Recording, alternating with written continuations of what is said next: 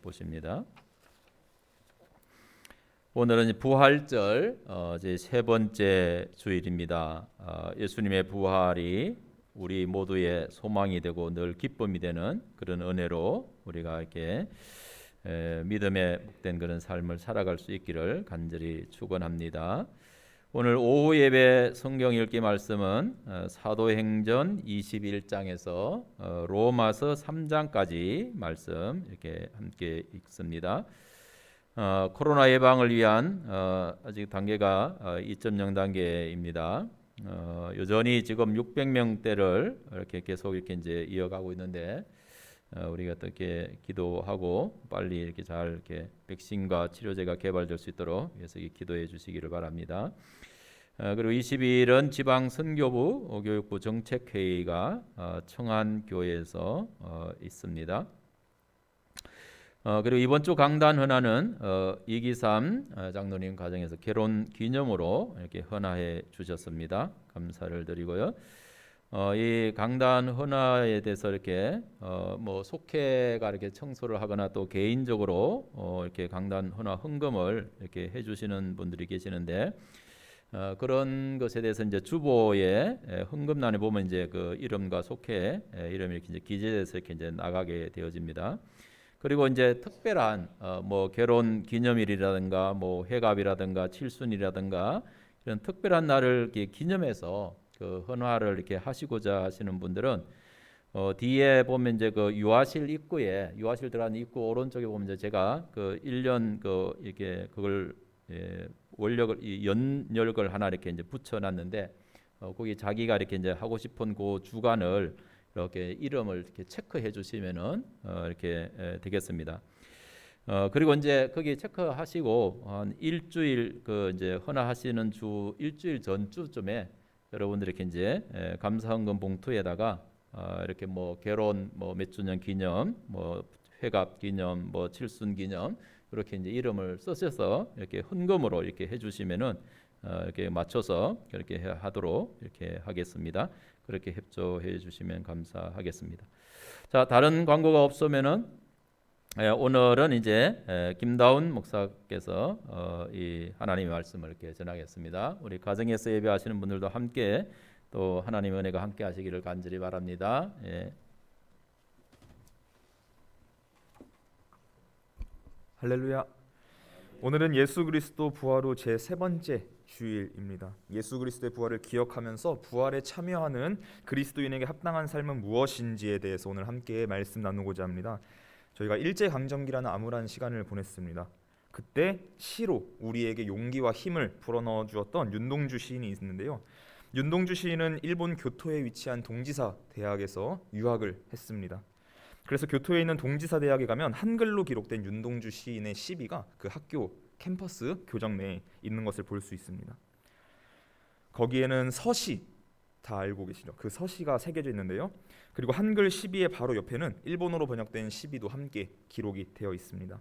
그런데 이 번역이 참 아이러니합니다. 먼저 윤동주 시인의 서시는 다음과 같은데요. 제가 읽어드릴게요. PPT 한번 띄워주세요. 죽는 날까지 하늘을 우러러 한 점 부끄러움이 없기를 잎새에 있는 바람에도 나는 괴로워했다. 별을 노래하는 마음으로 모든 죽어가는 것을 사랑해야지. 그리고 나한테 주어진 길을 걸어가야겠다. 오늘 밤에도 별이 바람에 스치운다. 이 시가 바로 윤동주 시인의 서시입니다. 먼저 동지사 대학은 기독교 정신에 입각하여 세워진 학교라서 학교 내에 어떠한 기념물도 세워두지 않는다라고 합니다. 하나님께 영광을 돌리는 것에 방해가 된다라고 여기기 때문입니다. 그것이 학교의 마크든지 유명한 졸업생의 무언가라 할지라도 결코 그 어떠한 것도 기념물로 세워두지 않습니다. 이런 학교에서 자발적으로 한국을 기억하는 그런 마음에서 학생들과 학교에서 세운 기념물이 바로 윤동주 시인의 한글 시비입니다. 굉장히 놀라운 사실입니다. 그러나 한 가지 아쉬움이 이 시비에는 존재하는데요. 이 시의 마지막 부분에 모든 죽어가는 것을 사랑해야지라고 번역된 부분이 일본어로 번역된 부분에는 모든 살아있는 것을 사랑해야지라고 기록이 되어 있습니다. 일본군에 의해 죽어가는 우리나라 사람들을 기억하면서 윤동주 시인이 모든 죽어가는 것을 사랑하겠다라고 썼지만 아마 일본 사람들은 자신들의 잘못을 인정하기 싫어서인지는 모르겠지만 모든 살아있는 것이라고 그 부분만 바꿔서 번역을 했습니다. 저는 한 3년 정도 전에 이 동지사대학교에 가서 이 시비를 직접 보면서 이런 생각을 하게 되었습니다. 어떻게 본다면 살아간다라는 것과 죽어간다라는 것은 동일한 것이 아닐까 하는 이런 생각이었습니다. 살아가는 모든 존재는 곧 죽어가고 있는 존재입니다. 오늘 저와 여러분이 이 자리에서 살아서 숨쉬고 있지만 죽음의 관점에서 바라본다면 오늘 시간이 점점 1초, 2초 흐를 때마다 저와 여러분들은 죽음을 향해서 한 걸음 한 걸음 더 나아가고 있는 셈이 되는 것입니다. 일반적으로 대부분의 사람은 죽는 것보다 사는 것을 좋아합니다. 그렇기 때문에 저도 오늘 설교의 제목을 그리스도인에게 합당한 삶이라고 썼습니다만 위와 같은 관점에서 바라본다면 그리스도인에게 합당한 죽음이라고 이해하셔도 동일한 의미가 될 것 같습니다. 저는 오늘 그리스도인에게 합당한 삶과 합당한 죽음은 무엇인지, 부활 후 우리는 어떠한 삶을 살아가야 하고 어떠한 죽음을 죽어야 하는지 함께 나누고 싶습니다. 저와 여러분 모두는 사순절이라고 하는 40일의 기간 동안 예수 그리스도의 고난과 십자가 희생에 동참하였습니다. 그리고 예수 그리스도는 약속대로 부활하셨습니다. 그러나 여기 중요한 사실이 하나 있는데요. 예수 그리스도라고 하는 아무런 흠도 아무런 죄도 없는 분께서 왜 저와 여러분의 죄를 대신하여 십자가에 달려 돌아가셨다 하는 것입니다. 왜 돌아가셨을까요? 바로 우리를 사랑했기 때문입니다. 그냥 인간의 감정적인 사랑이 아닙니다. PPT 하나만 더 넘겨주세요. 사랑이라고 하는 그리스도 단어에는 세 가지 의미가 담겨져 있다라고 많이 들어서 알고 계실 겁니다. 먼저 에로스인데요. 저희가 흔히 남녀 사이의 사랑이라고 부르는 그런 육체적인 사랑을 의미합니다. 두 번째는 필로스입니다. 이것은 지혜에 대한 사랑인데요. 우리의 주변을 둘러보면 특정 분야의 전문가, 어떤 것에 푹 빠져서 그것과 사랑에 빠져서 살아가는 분들이 참 많은데요. 이처럼 필로스는 특정 분야, 특정 지식, 지혜에 대한 사랑을 의미합니다. 마지막으로 아가페입니다. 이것은 대가를 바라지 않는 사랑인데요. 흔히 자녀를 향한 부모의 사랑으로 대표되는 사랑입니다. 그런데 하나님의 인간을 향한 사랑이 바로 이 아가페로 기록되어 있습니다. 왜 부모의 사랑이라 많이 알려져 있냐면 하나님의 사랑을 우리의 언어로 표현할 수 없지만 가장 하나님의 사랑과 닮아 있는 것이 부모의 자녀를 위한 희생하는 사랑과 닮아 있기 때문입니다. 그저께 TV 프로그램 채널을 넘기다가 TV 프로그램 가운데 긴박했던 구조의 순간을 촬영했던 그런 구조의 순간을 포착해서 보여주는 프로그램이 잠깐 방영이 돼서 5분 정도 보았던 것 같습니다. 그 중에 물에 빠진 모녀를 구출하는 구조 장면이 이렇게 영상으로 찍혀 있었는데요. 구조대원의 손길이 모녀에게 닿자 어머니는 이제 구명정에 이렇게 실어야 되는데 자신보다 자기의 딸이 어린 딸이 아니라 제법 큰 딸이었지만 그 딸을 먼저 구명정에 실어달라고 요청하는 모습을 보였습니다. 원래 약자의 관점에서 보면 나이가 많은 부모가 더 먼저 구명정에 탑승하는 것이 당연하지만 부모의 마음은 그렇지 않은 것입니다. 이것이 바로 아가페의 사랑이지 않을까 하는 생각을 해보게 되었습니다. 그러나 어찌 인간을 향한 하나님의 사랑을 인간이 만들어낸 유한한 단어로 표현할 수 있겠습니까? 하나님의 사랑을 더 정확히 말하자면 아가페보다 더 크고 놀라운 사랑일 것입니다. 결코 말로 표현할 수 없습니다. 하지만 인간 중에는 자신의 자녀를 버리기도 하고 때로는 배신하는 사람이 있기도 합니다. 그러나 하나님은 결코 무슨 일이 있어도 자신의 백성, 자신의 자녀를 버리지 않고 포기하지 않는 분이십니다. 이스라엘 백성을 향한 하나님의 말씀인데요. 이사야 49장에는 이렇게 기록되어 있습니다. 한 장 더 넘겨주세요. 여인이 어찌 그 젖먹는 자식을 잊겠으며 자기 태에서 난 아들을 긍휼히 여기지 않겠느냐. 그들은 혹시 잊을지라도 나는 너를 잊지 아니할 것이라. 내가 너를 내 손바닥에 새겼고 너의 성벽이 항상 내 앞에 있나니. 이것이 바로 하나님의 사랑입니다. 부모는 자신의 의지와 상관없이 극한의 상황에 처하게 되면 정말 자기의 의지와 상관없이 자기 자식을 잊어버리게 되고 버릴 수도 있습니다. 때로는 외면할 수도 있고 배신할 수도 있습니다. 하지만 하나님은 자신의 자녀 그리고 자신의 백성을 결코 잊지 않으시는 분이라고 이사야 선지자는 기록하고 있습니다. 아프고 고통스럽지만 친히 자신의 손바닥에 새기면서까지 우리를 잊지 않고 기억한다라고 합니다. 저는 이 이사야 49장의 말씀을 보면서 십자가에 손과 발이 못 박혀 돌아가신 예수님의 모습이 겹쳐졌습니다. 십자가에 손을 박히면서까지 우리를 사랑하셔서 대신 고통스럽게 죽으신 예수 그리스도를 기억합니다. 그리고 그 사랑에 감사합니다. 우리를 위해서 십자가에서 자신의 생명을 내어주신 이 위대한 일은 성경이 말하는 가장 큰 사랑의 행위입니다. 그리고 그 사랑은 예수 그리스도가 우리에게 명령한 새 계명이기도 한데요. 요한복음 15장에는 이렇게 기록되어 있습니다. 내 계명은 곧 내가 너희를 사랑한 것 같이 너희도 서로 사랑하라 하는 이것이니라. 사람이 친구를 위하여 자기 목숨을 버리면 이보다 더 큰 사랑이 없나니 너희는 내가 명하는 대로 행하면 곧 나의 친구라. 이제부터는 너희를 종이라 하지 아니하리니 종은 주인이 하는 것을 알지 못함이라. 너희를 친구라 하였노니 내가 내 아버지께 들은 것을 다 너희에게 알게 하였음이라. 예수님은 서로 사랑하라 라고 말씀하시면서 사람이 할 수 있는 사랑 중에 가장 위대한 사랑은 친구를 위해서 자기의 생명을 내어주는 희생이라고 말씀하고 계십니다. 그리고 그 예수님의 말씀을 따라서 살아가는 사람들을 향해서 예수님은 더 이상 종이 아닌 친구라고 우리를 불러주십니다. 그리고 예수님께서는 이 말씀대로 자신의 몸을 친구인 저와 여러분을 위해서 내어주셨습니다. 그리고 3일 만에 부활하셨고 하늘에 승천하셔서 친구인 저와 여러분들은 다시 이 땅에 오실 예수님을 기다리면서 기대하면서 하루하루 살아가고 있습니다. 그렇다면 부활절 이후 저와 여러분의 삶은 어떤 모습이어야 할까요? 예수님께서 다시 오실 때까지 저와 여러분은 그리스도인으로서 어떤 삶을 살아가야 하는 것일까요? 부활의 기쁨도 잠시 우리에게는 그리스도인에게 합당한 삶이 요구되고 있습니다. 도대체 무엇이 그리스도인에게 합당한 삶이고 합당한 죽음인 것일까요? 그리스도인이라면 지녀야 할 삶의 모습은 예수님께서 그러하셨듯이 우리를 미워하고 저와 여러분들을 증오하고 박해하는 모든 이웃 그리고 모든 세상을 사랑하라는 것입니다. 새벽기도 시간에 계속해서 묵상하고 있는 요한 1서의 말씀은 저와 여러분에게 이렇게 증언하고 있는데요. 형제들아, 세상이 너희를 미워하여도 이상히 여기지 말라. 우리는 형제를 사랑함으로 사망에서 옮겨 생명으로 들어간 줄을 알거니와 사랑하지 아니하는 자는 사망에 머물러 있느니라. 그 형제를 미워하는 자마다 살인하는 자니 살인하는 자마다 영생이 그 속에 거하지 아니하는 것을 너희가 아는 바라. 그가 우리를 위하여 목숨을 버리셨으니 우리가 이로써 사랑을 알고 우리도 형제들을 위하여 목숨을 버리는 것이 마땅하니라. 바로 어제 이렇게 말씀 나눴던 그 말씀 부분입니다.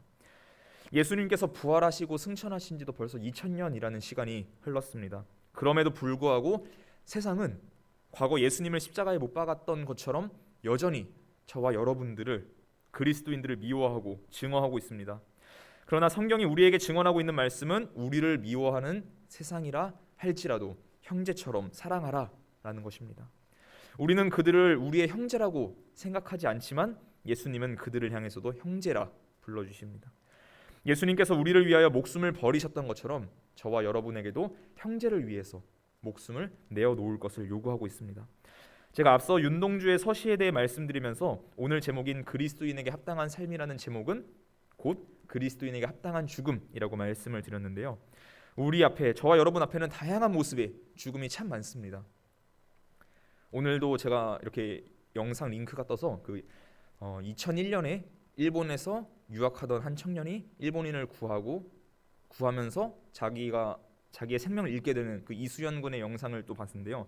정말 그런 아름답고 고귀한 죽음도 있는 반면에 또 우리가 보기에 정말 추악한 죽음도 있습니다. 저와 여러분 앞에는 정말 다양한 죽음의 모습이 펼쳐지는데요. 그러나 예수님께서는 수많은 죽음 가운데서 형제를 위한 희생이 가장 아름답다. 그것을 내가 원한다 라고 말씀하고 계십니다. 결국 그 희생은 예수님께서 보여주셨던 새 계명인 서로 사랑하며 살 때 우리가 이웃을 사랑하고 원수를 사랑할 때 그런 희생을 할 수 있다라고 말씀하고 계십니다. 결국에 저와 여러분이 예수님이 우리에게 보여주신 그 사랑을 알지 못하고 그 사랑을 느껴보지 못했다면 우리가 아무리 남을 위해서 죽어야지 내가 저 사람을 위해서 희생하는 아름답고 숭고한 삶을 살아야지 할지라도 절대로 그 삶을 살 수 없다는 것입니다. 먼저 우리가 예수님의 그 사랑을 느끼고 체험하고 경험하는 것이 중요합니다. 예수님은 사랑하는 제자들을 향해서 한 번 더 자신의 새 계명인 사랑에 대해서 말씀하고 계십니다. 요한복음 13장의 말씀인데요. 새 계명을 너희에게 주노니 서로 사랑하라. 내가 너희를 사랑한 것 같이 너희도 서로 사랑하라. 너희가 서로 사랑하면 이로써 모든 사람이 너희가 내 제자인 줄 알리라. 시몬 베드로가 이르되 주여 어디로 가시나이까? 예수께서 대답하시되 내가 가는 곳에 내가 지금은 따라올 수 없으나 후에는 따라오리라.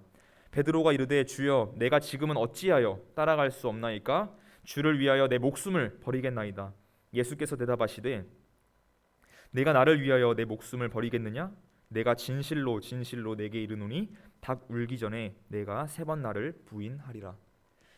요한복음에서는 13장과 15장에 걸쳐서 계속해서 예수님이 새 계명인 사랑에 대해서 말씀하고 계신데요. 뭐 책을 읽든지 무슨 글을 읽든지 반복해서 나온다라는 것은 가장 중요한 핵심이라는 의미입니다. 다시 말씀드리자면 요한복음은 저와 여러분에게 예수님이 보여주셨던 사랑, 그리고 그 사랑을 따라 실천하며 사는 것이 제일 중요한 것이다 라고 말하고 있는 것입니다. 그리고 그 사랑을 실천하는 삶의 마지막은 서로를 위한 희생입니다. 요한복음 13장에서 베드로는 자신 있게 예수님께 이렇게 말합니다. 예수님, 제가 예수님 당신을 위해서 내 목숨도 버리겠습니다. 이 말을 들은 예수님께서는 야, 정말 너가 나를 이렇게 생각해 주는구나. 역시 난 너밖에 없다. 너가 제일 믿음직하다. 라고 칭찬해 줄 법도 하지만 예수님께서는 그런 베드로를 향해서 이렇게 말씀하십니다.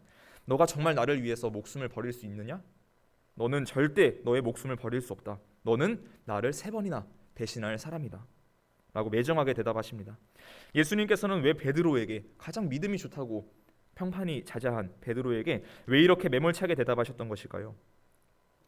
자신의 제자였지만, 자신의 제자 중에 가장 뛰어난 수제자라 불린 베드로였지만 그 베드로의 마음속에 새 계명인 온전한 사랑이 없었기 때문입니다.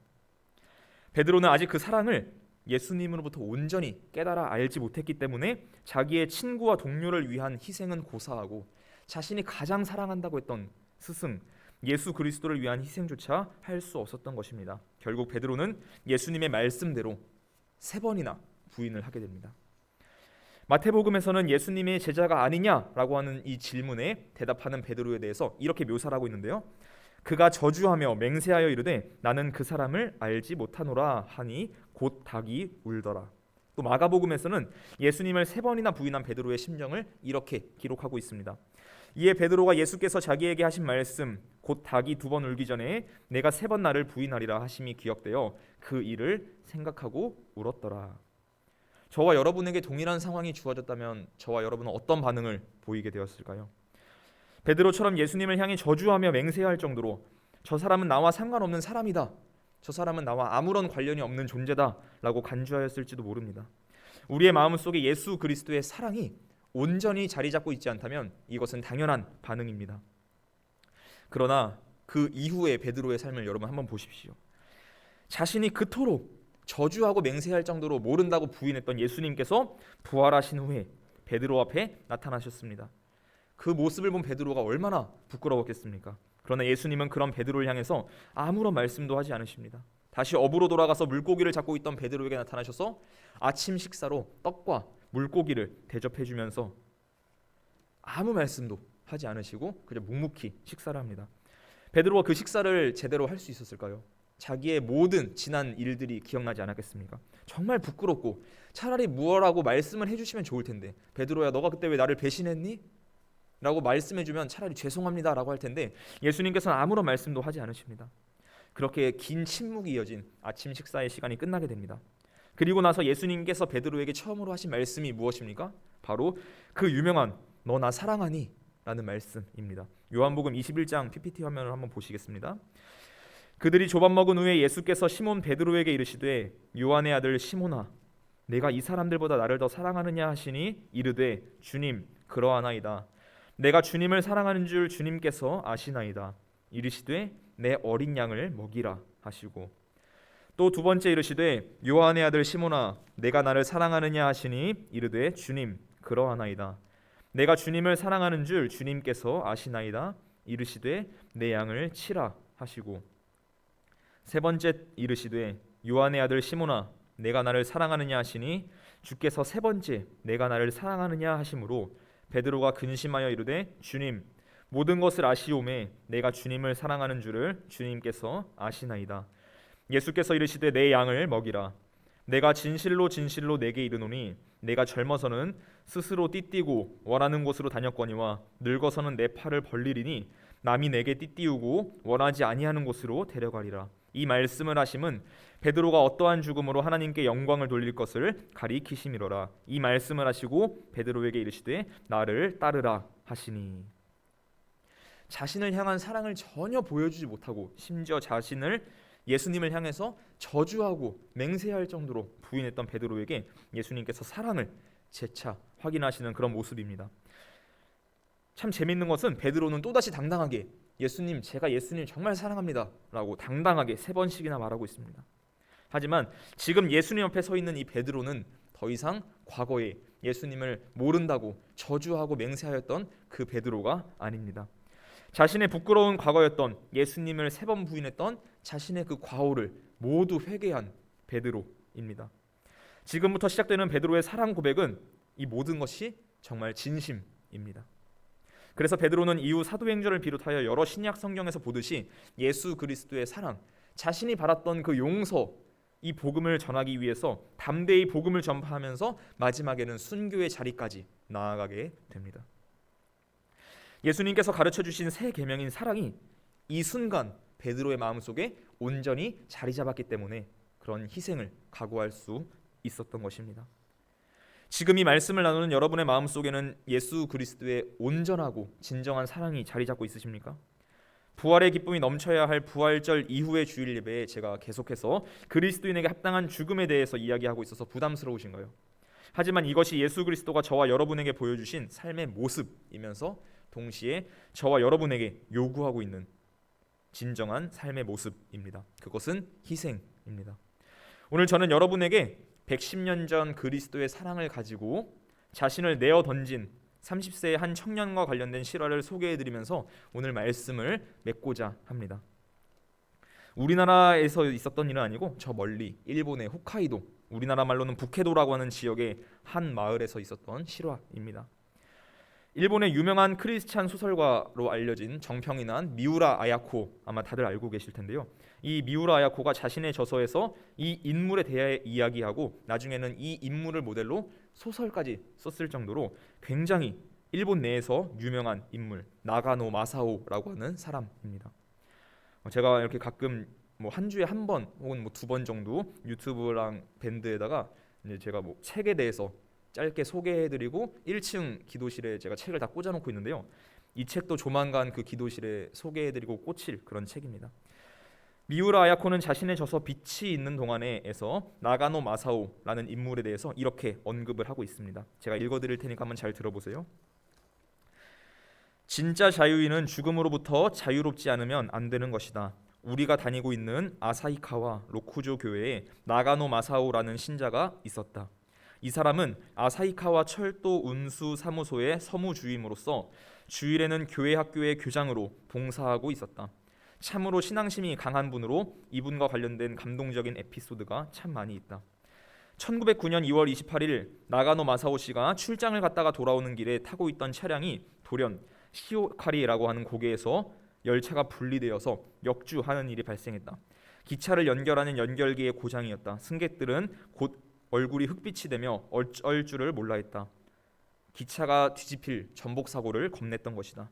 그때 나가노 씨는 순간 손을 모으면서 이렇게 기도를 드렸다 싶자 즉시 얼어붙은 밖으로 뛰어나가서 핸드브레이크를 돌려 기차를 서행시켰다.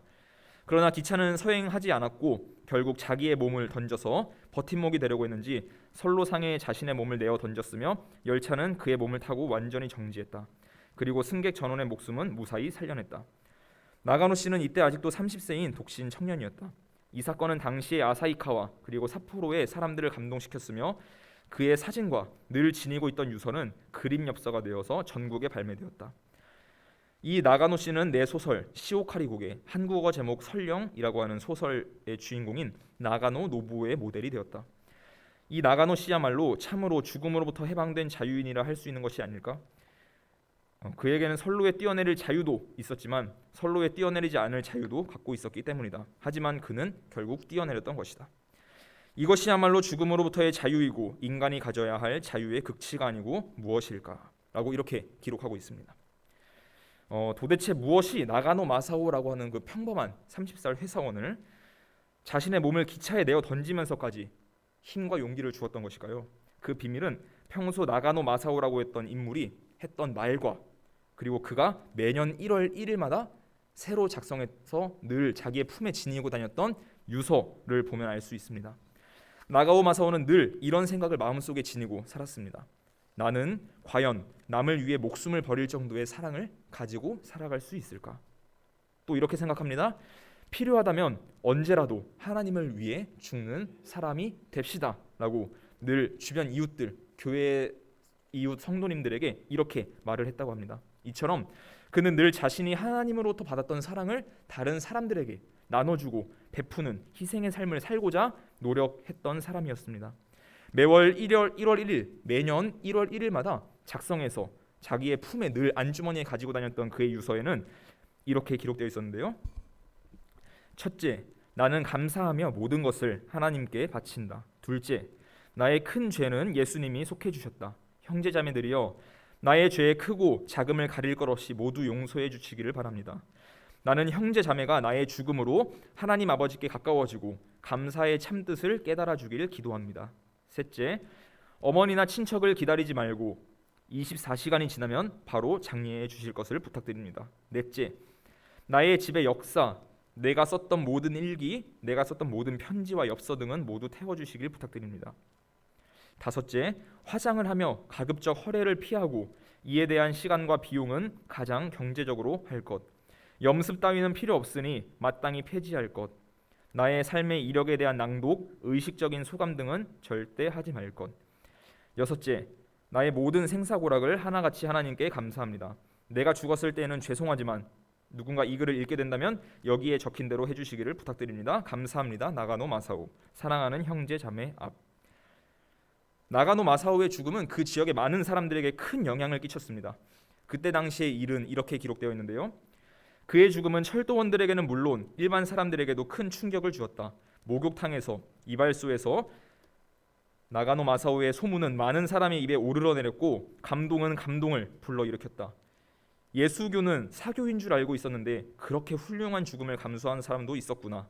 예수교도 나쁜 종교라고는 할 수는 없겠구나. 이렇게 사람들은 이야기했다. 그 당시 일본은 기독교 신자가 된다면 사람 취급도 하지 않던 시대였다. 그러나 나가노 마사오의 죽음은 그런 편협함에 사로잡힌 사람들의 마음을 열어주는 역할을 했다.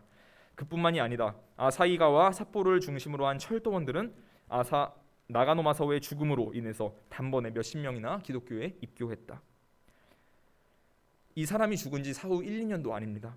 사랑하는 가족 또 친지가 죽는다 하더라도 5년, 10년, 20년, 30년이 지나가면 언젠가는 인간의 기억에서 잊혀지기 마련입니다. 하지만 이 나가노 마사오라고 하는 사람은 110년이 지난 지금도 이 사람의 죽음에 대해서 기억되고 있고 실제로도 일본 홋카이도 북해도에 가면은 그 사람의 박물관, 기념관이 그 역에 그 사람이 몸을 던졌던 역에 있습니다. 이 사람은 교회에서만 열심히 했던 사람이 결코 아니었습니다. 회사에서 나가노 마사오라고 하는 사람은 직장에서도 예수 그리스도의 사랑을 실천하면서 자신이 손해볼 것을 걱정하지 않고 두려워하지 않고 오히려 자신의 시간과 돈을 자신의 생명을 내어 던지면서까지 남들이 하기 싫어하는 일을 모두 도맡아 희생했던 인물이었습니다. 그는 이렇게 회사 사람들에게 기억되고 있었는데요. 나가노 마사오는 교회에만 열심히 했던 인물은 결코 아니었다. 직장에 있어서도 그는 참으로 우수한 직원이었다. 나가노 마사오가 재직하고 있는 도중 운수 사무소장은 여러 차례 바뀌었지만 어느 소장한테서도 얻기 어려운 귀한 인물로 인정받아 깊은 신뢰 속에서 하루하루를 지냈던 인물이다. 어떤 소장은 후임 소장에게 아사히카와에는 나가노 마사오라고 하는 크리스찬 서무주임이 있는데 그 사람에게 모든 일을 맡기면 만사가 형통하다라고까지 말을 했다고 한다. 이것만 보아도 그가 얼마나 직장에서도 성실하고 충실한 사람이었는지 알 수 있다. 그는 상관에게만 칭찬을 받는 인물은 아니었다. 아무리 바빠도 오후 5시가 되면 자신들의 밑에 있는 부하 직원을 모두 돌려보내고 그 사람들이 남긴 일을 밤늦게까지 모두 혼자 처리했다고 한다. 오늘날과는 달라서 야근과 특근에 대한 수당이라고는 한 푼도 없었던 시대였는데 그는 날마다 그렇게 했다.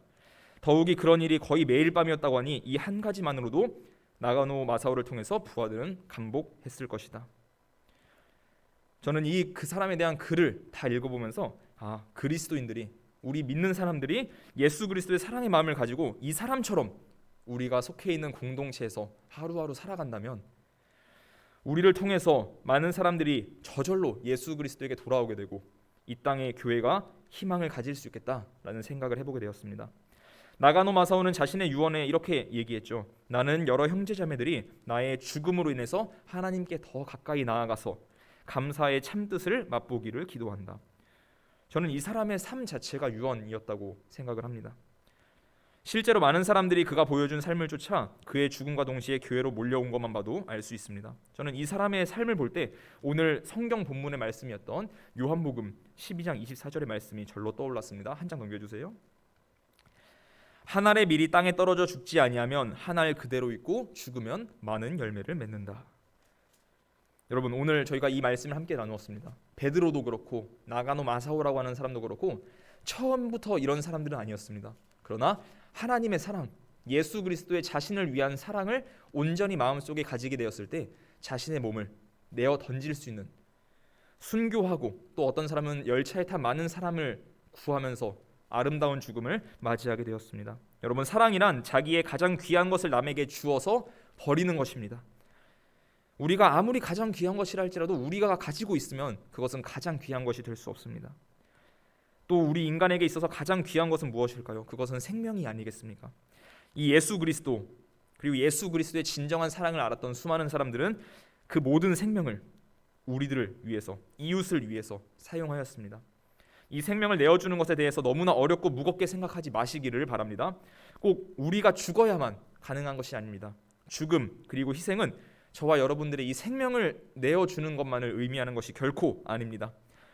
우리가 속해 있는 가정에서, 교회에서, 직장에서, 또 다른 공동체에서 보여주는 섬김과 헌신, 나는 정말 하기 싫지만 예수 그리스도의 마음, 사랑의 마음을 가지고 살아간다면 당연히 할 수밖에 없는 그런 일들, 이런 것들을 해나가는 것이 바로 모든 죽음과 희생을 의미하는 것입니다. 이런 거 많이 있잖아요.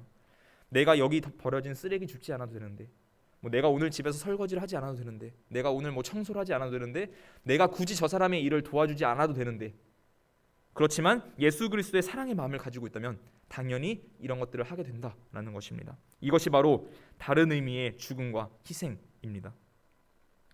오늘 여러분은 어떤 죽음과 희생으로 그리스도인에게 합당한 죽음을 감당하시겠습니까? 우리의 삶이 지금 이 순간에도 여전히 우리를 사랑하시는 하나님의 사랑을 본받아서 우리의 삶 속에서 아름답게 그 사랑을 꽃피워가는 저와 여러분이 되기를 소망합니다. 그리고 그 삶과 죽음을 보고 많은 사람들이 하나님의 사랑을 온전히 알게 되고 그 하나님의 사랑의 품으로 돌아가게 되는 역사가 일어나기를 축원합니다. 기도하겠습니다. 하나님이 예수 그리스도를 통해 우리에게 보여주신 사랑 그리고 숭고한 희생, 이 모두를 기억하면서 오늘 우리의 삶에서 하나님의 사랑을 아름답게 꽃피우는 그리스도인에게 합당한 죽음을 감당하도록 우리의 삶을 이끌어 주시옵소서. 감사드리며 이 모든 말씀 예수 그리스도의 이름으로 기도드립니다. 아멘.